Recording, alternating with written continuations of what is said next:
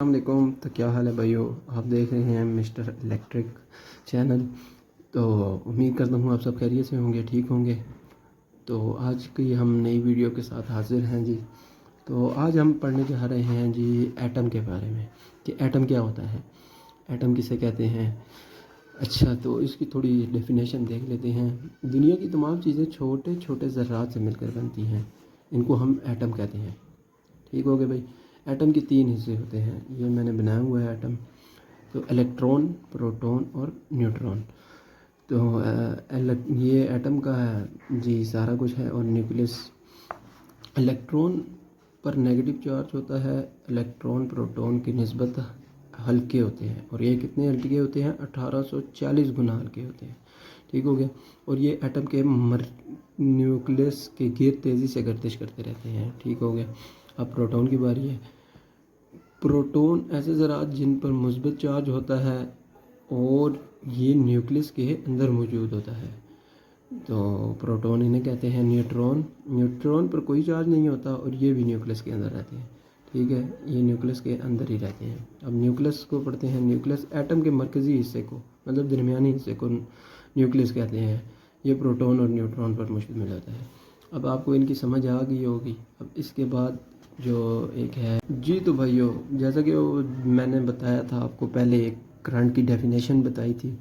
तो अब करंट की, जैसे आपको पता होगा, अब इस तरीके से नहीं है डेफिनेशन होगी।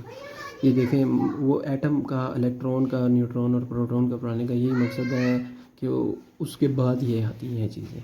ठीक है। अब इलेक्ट्रिक करंट है इलेक्ट्रॉन्स या चार्जेस के बहाव की शरह को। इलेक्ट्रॉन्स जो होते हैं ना, इलेक्ट्रॉन्स कौन से, अब ये जो ऊपर है इलेक्ट्रॉन्स, चार्जेस के बहाव की शरह को करंट कहते हैं। इसको बरकी रू भी कहते हैं करंट को। ठीक हो गया। करंट की इकाई जो है एम्पेयर है। इसको मालूम करने के लिए एम्पेयर मीटर इस्तेमाल होता है। एम्पेयर मीटर, इसको ए या आई से ज़ाहिर किया जाता है। अब एम्पेयर मीटर हमारे पास ये पड़ा हुआ है, ये एम्पेयर मीटर है जी। ये एनालॉग है, डिजिटल नहीं है। ये एम्पेयर मीटर है जी। अब वोल्टेज आ जाते हैं। इलेक्ट्रॉन्स के बहाव के लिए दरकार प्रेशर को वोल्टेज कहते हैं। इसको वी से ज़ाहिर किया जाए। वोल्टेज की इकाई वोल्ट होती है। इसको मापने के लिए वोल्ट मीटर इस्तेमाल किया जाता है। ये वोल्ट मीटर, ये भी आपको दिखा देते हैं जी। ये है जी वोल्ट मीटर। इसके भी 2 पॉइंट्स होते हैं, पॉजिटिव नेगेटिव। ठीक है जी। इसका टेस्ट भी करा के दिखाते हैं आपको वोल्ट मीटर का। तो अब मज़ामत रहेगी। मज़ामत, इलेक्ट्रॉन्स के बहाव में रुकावट को मज़ामत कहते हैं। इसको आर या इसको ओहम कहते हैं। ओम से ज़ाहिर किया जाता है। मज़ामत की इकाई ओहम है। इसकी इकाई जो है ना ओहम है, और इसको मापने के लिए ओहम मीटर इस्तेमाल होता है।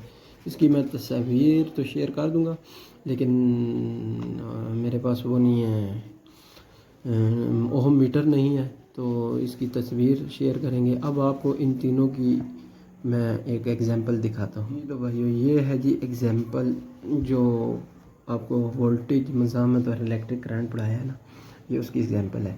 अब ये देखें, यहाँ पे हमने वोल्टेज दिए हैं 220 VAC प्रेशर के साथ। ये प्रेशर के साथ जा रहा है, मतलब जो दरकार प्रेशर होता है इलेक्ट्रॉन्स या चार्जेस के बहाव के लिए, उसको हम वोल्टेज कहते हैं। अब जो बीच में आती है, ये अब तार है किस्म की, तार के बीच में अब ये जो मज़ामतें आ रही, ये जो चीज़ें हैं ना, ये मज़ामत कहलाती है। तार है ये एक किस्म की, 2 तारें जा रही हैं, उसमें ये जो रुकावट होती है ना, चार्जेस के बहाव में रुकावट है। अब ये चार्जेस का बहाव जा रहा है, इसमें ये रुकावट आ गई है, ये रुकावट आ गई है, इसको हम मज़ामत कहते हैं। और जो ये सारा कुछ होकर आगे जाता है वो इलेक्ट्रिक करंट कहलाता है। इलेक्ट्रॉन्स या चार्जेस के बहाव की शरह को इलेक्ट्रिक करंट कहते हैं। दरकार प्रेशर को वोल्टेज कहते हैं। और बहाव में रुकावट, चार्जेस के बहाव में रुकावट को मज़ामत कहते हैं। उम्मीद करता हूँ आपको समझ आ गई होगी। तो आज की ये जो वीडियो थी इतनी ही थी। तो आपको मैं एक वोल्ट मीटर का टेस्ट भी करवा के दिखाता हूँ। जो वोल्ट मीटर का टेस्ट, उस पर पॉजिटिव नेगेटिव, मतलब फेज न्यूट्रल लगाएं तो क्या होता है। तो भाइयों अब हम टेस्ट करने जा रहे हैं जी इसका, वोल्ट मीटर का। ये पॉजिटिव यहाँ लगा दिया हमने, मतलब फेस को, और नेगेटिव मतलब न्यूट्रल को यहाँ लगा दिया। अब हम स्टार्ट करेंगे जी, देखते हैं क्या कुछ बताता है ये। बिस्मिल्लाह करते हैं जी। ये देखें जी, पूरे 210 से ऊपर है तकरीबन, थोड़े से मतलब 210 वोल्टेज दे रहा है ये। आप ये होता है जी वोल्टेज मापने का तरीका, मतलब कितने वोल्ट आ रहे हैं कितने, उसको फेज न्यूट्रल दे देनी चाहिए, फिर उससे पता लग जाता है कितने वोल्ट आ रहे हैं। तो दुआओं में याद रखना भाइयों। तो पहले भी कहता रहता हूँ, ये बुरा ना मनाना, पीछे जो शोर आता है, माजरत इसके लिए हम करेंगे आपसे।